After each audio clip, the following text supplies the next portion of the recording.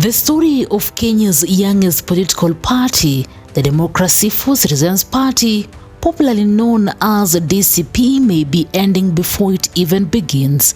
In Kilifi County, the much anticipated Magarini parliamentary by-election is scheduled for November 27th after the High Court annulled the 2022 results. The DCP had placed its hopes on Furaha Chengo Ngumbao, a candidate believed to represent fresh energy and grassroots appeal. But on Monday, that hope has gone up in smoke.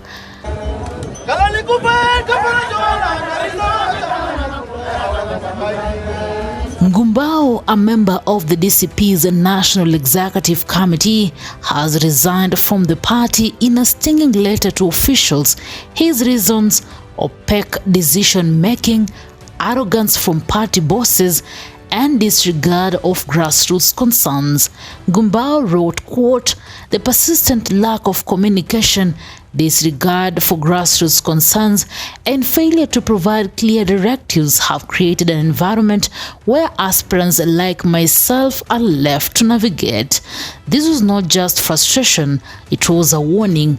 Ngumbao declared that DCP risks alienating its supporters if it continues to ignore its own members. DCP is a national party and will participate in our elections, including Banisa in Mandera. Yeah.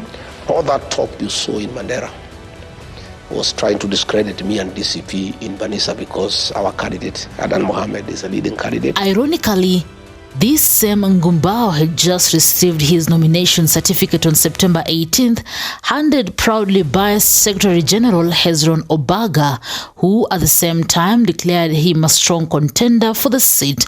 Barely 2 weeks later, that image of unity has collapsed into open betrayal. But Ngumbao is not the only one. His resignation adds to a worrying trend. Other aspirants and officials have also quietly abandoned the party, complaining of top-down politics control from the party leader's orbit.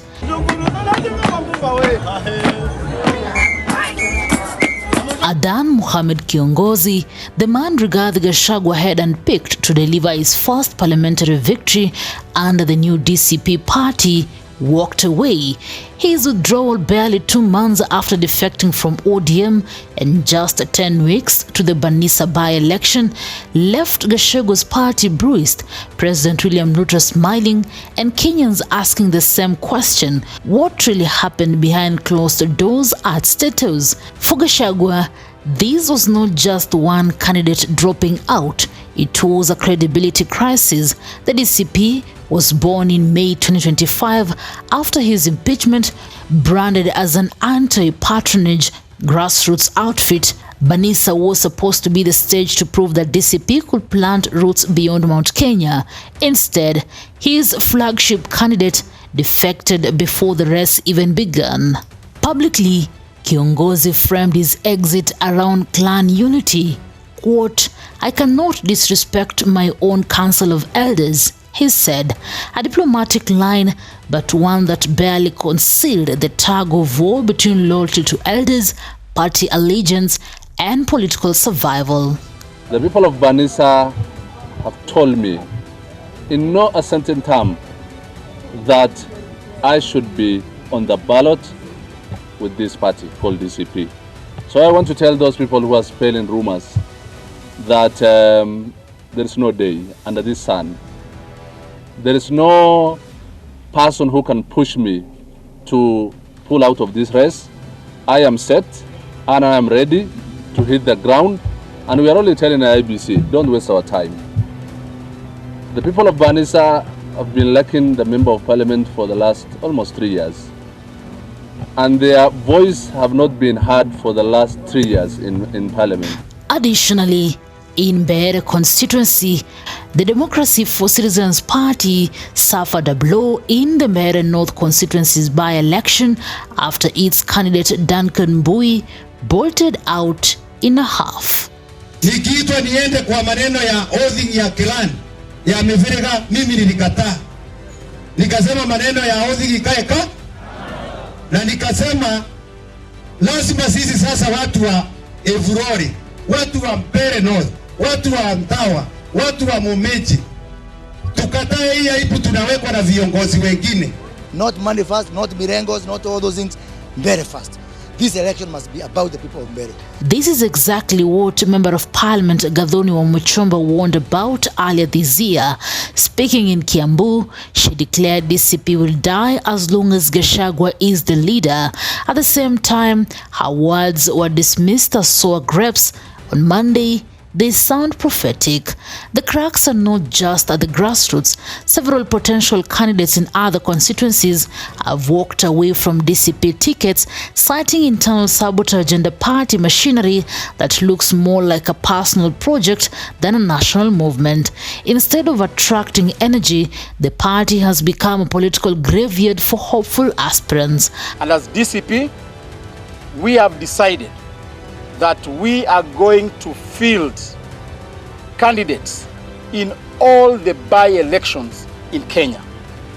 We are going to field candidates even in Nyanza region. The constituency which was being represented by the late Ongondo in Homa Bay, and the constituency which was being represented. And the timing could not be worse. The Magarini race was supposed to be DCP's big test, a chance to prove itself on the ballot ahead of 2027.